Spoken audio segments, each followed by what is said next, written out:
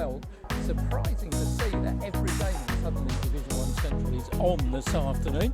They include Real Bedford against Ware and Welling Gardens against Enfield. What's going on there and elsewhere throughout the league at half-time. Teams are out here though. So let's go through the two-team lineups. Already a much changed Hertford Town lineup. James Callan, head goal, made his debut by solving 2 penalties against Aylesbury United last time out. They'll have a back four, which will have Zach Powell at right back making his debut. George Andreu at left back. Abdul Wahab and Ben Hurd will be the central defenders.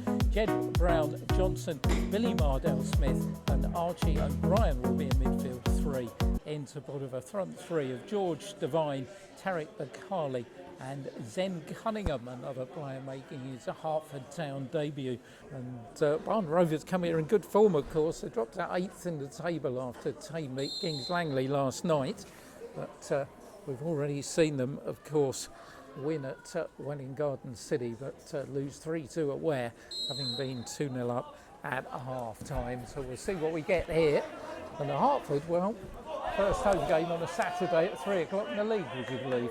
And we are towards the end of September. Such is the chaos which is caused really by the FA competitions. FA Cup third qualifying round, of course, on this afternoon. As forward the ball comes and shot fired in by Kirkpatrick the Barton from the edge of the area. Decent block coming in, but Kirkpatrick puts it across. Maloney's header comes off the goalpost, but there is a linesman's flag up on this near side, but alarms already inside that Hertford defence. Plays it out on the far side for the cross to come across the box. Headed out from inside that area. Warman can't get hold of it. Mardell Smith's shot is blocked.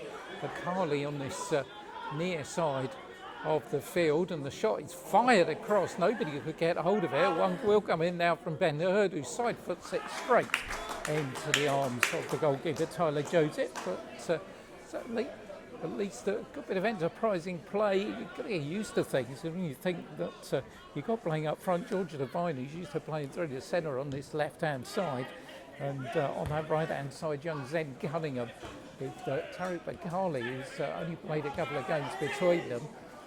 Very much at back and front. Hertford are going to have to get to grips with these changes in personnel. Yeah, Brian positions it. He did say to me the ball will roll down, it won't fly in anybody's windscreen. So great volunteers, non-league football, that's how it survives, and that's what makes it such a pleasure to cover. As Archie O'Brien comes forward, here's a real chance for George Devine, first one of the game. Leaning back, he puts it over the top of the crossbar. Archie O'Brien back to Ben Hurd. Ben on this near side for O'Brien again. O'Brien looks up, he finds George Devine in plenty of space, going to try the shot, puts it on the left foot all the way along the ground, straight into the chest of Tyler Joseph. He just had the feeling he had a bit more time than he thought there. I think he did. Billy Mardell Smith going down the right hand side, finds Cunningham, back for O'Brien. O'Brien on this near side feeds Ben Hurd, who's going in a pace towards the edge of the area. Devine's beaten to the ball. Brown Johnson though keeps it in the Hertford control. Mardell Smith takes it up, far side, brings in Cunningham. This is good pressure from the home side. Header comes in the end from George Devine from the cross from Brown Johnson, and Tyler Joseph had to, I think it was a fairly comfortable save, but like I say, Simon, again, decent move. Luckily it bounced all the way through to James Callan. Here's Cameron Hyde coming down that left-hand side, away from Cunningham, inside for Kirkpatrick. Taylor Riney, left-hand side of the box. Riney finds it in, good save, carried away by James Callan. Another shot comes in from Kirkpatrick. Riney gives it back to him, outside the area, turns away from O'Brien. Plays the ball left-hand side, too far in front for Cameron Hyde, but James Callan squarely behind that one. There's Bakali going in the opposite direction. Holds off Grant and plays down this near side. Andreu's got space in the area. He's going to fire the shot in. And in the end, it was always going to be something special to beat Tyler Joseph at his near post. And it goes over the top of the goal, over the top of the fence and out of the ground. Tyler Joseph restarts from the goal away to our left-hand side. Mardell Smith, header forward. Here goes Bakali. He's there with Swaby. Tariq Bakali still going, fires it in and leaning backwards, puts it over the top of the crossbar. Rather snatched at it, but that was a good chance for Brown Johnson. Midway inside the Barton half is Ben Hurd. Forward for Mardell Smith, gives it away to Grant. That could be expensive. 1-on-1 for Wide against Maloney. Maloney pulls the trigger quickly, and Barton Rovers get a corner. He's taken on this near side. This half, in fact, it's going to be Cameron Hyde that's going to take it with the left boot, and that's why everybody is congregating in that 6-yard box in front of James Callan. This will be an in-swinger with the left boot as it is towards the near post. Chris Swaby collects it. It's back out to Hyde again. Hyde chips across the area. A free header for Goodman. Carried away by Callan. It's still in there. Up in the air by Mardell Smith. And James Callan has certainly earned his money there. But Hertford still a defending to be done. Kirkpatrick fires it into Archie O'Brien. And it goes out for a throw-in, but excellent save by James Callan.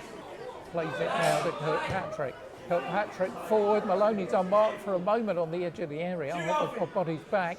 Here's Alfie Warman from Matt Maloney again. Maloney with the left boot. Blocked by Wyatt. Wyatt again. Inside the 18-yard area. The ball went towards him. I think it hit his chest. The Barton Rovers fans thought it was handball. And James Callan comes up and collects it off the head of Kirkpatrick to bring that frantic little episode to a close.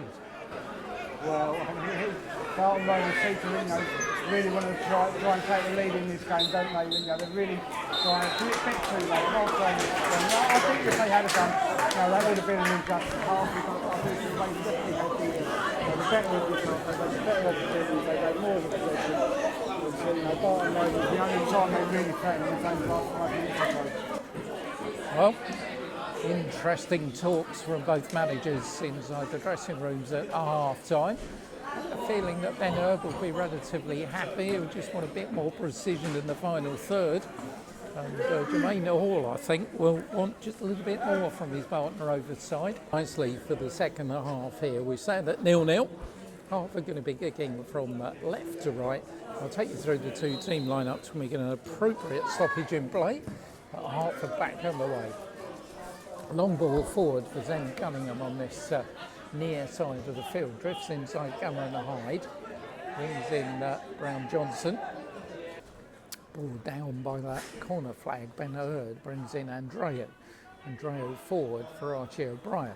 O'Brien with Kirkpatrick snapping at his ankles. Brings in Billy Mardell Smith. Billy picks up a little bit of pace. Goes across the halfway line. He's got some room to move into. Billy's still going. Billy Mardell Smith, excellent run by the skipper. Finds Cunningham. Cunningham across. Hits Bakali's got score, and he does!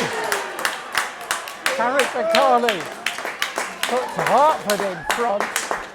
Billy Mardell Smith gets, well, he didn't get the assist in the end, but he did a terrific job of carrying the ball forward. And when it went into the box, it was almost slow motion. But Tariq Bakali scores his second goal for Hertford here, and they lead 1-0. Fantastic work for Billy in there. The thing is, you've got to question Barton Rovers. They gave Billy so much space just to run through the middle, and he's carried that ball 50, 60 yards. And there's no one that he should have been able to just run up the pitch like that. It's absolutely incredible. I don't know what they were thinking, but full credit to Hertford. Brown Johnson's given it away. Shimolo's first touch. Two big men wrestling together. Brown Johnson's got hold of Shimolo's shirt, but Paul pushed in. His Johnson Molo goes down under challenge, and the referee points immediately to the penalty spot.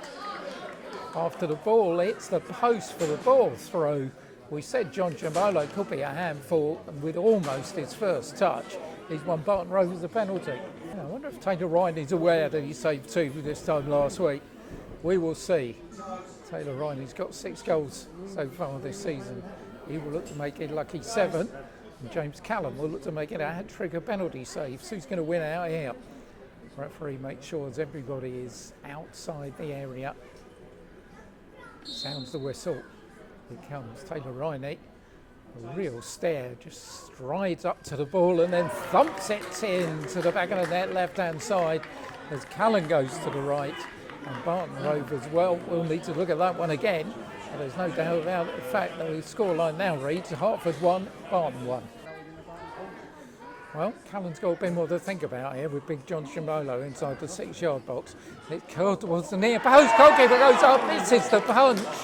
But it's an own goal, which has come off George Devine. Oh, disaster for the goalkeeper. They were making it difficult for him in there.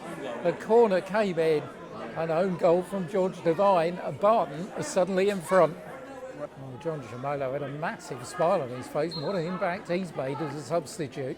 He's won them a penalty and he was involved there, and Callan missing the punch. And the ball just bouncing off of George Devine and going into the back of the net. So, 2-1 to Barton Rovers. This is Billy Mardale-Smith. Slips as he fires it in!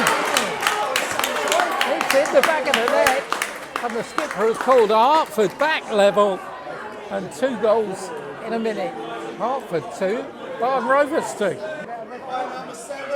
It's Lucas Kirkpatrick, I think. Kirkpatrick's already been booked, but I saw the referee pull a straight red out there. No 2 yellows, straight red. No, it wasn't. It was straight red. There was no second yellow at all. Wow. It's all happening at the park. Lucas Kirkpatrick, who was booked in the first half, but he certainly received a straight red from our referee Stuart Kyle in the second. Trying to make life difficult for the goalkeeper Callan. In by Alfie Warman to the far post, headed by Goodman, and it hits the top of the crossbar and goes over the top, and Hertford get away with one.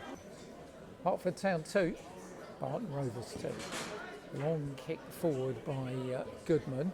Shimolo can't get a hold of it, and a fired shot that lands on top of the net.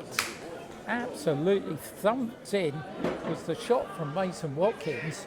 And, well, we've seen him go in from there. We have indeed, yeah.